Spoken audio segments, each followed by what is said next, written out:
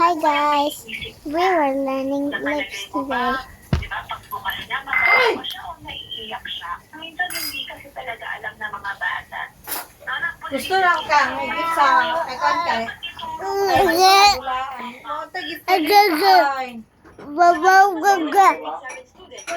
Sa binilhan siya ng regalo, may mga nagregalo pa sa kanyang netizen.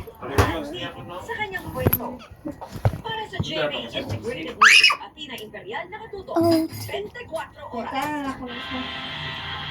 Umaraw na po sa edad na 78 si Antipolo 2nd District Representative Romeo Sikon ba? Hindi pa malinaw ang dahilan ng kanyang pagkamatay. Ayon sa Rizal Provincial Police, nakita ng anak na si Dr. Carla Marie Acop ang mambabatas na nasa Saligat Beach. Ay kay House Speaker Faustino D. Malaking Here's my little sister. peso She's so cute, right? sinasasambay ng Pilipino. And Ang now pagpanaw let's ni Acop na isa draw. nilang marangal at tapat na lingkod bayan. Nakikisa raw ang kamera sa pagluksa ng pamilya ni Acop. Ikinalukwan ni Senator Bill Lacson ang pagpanaw ni Acop.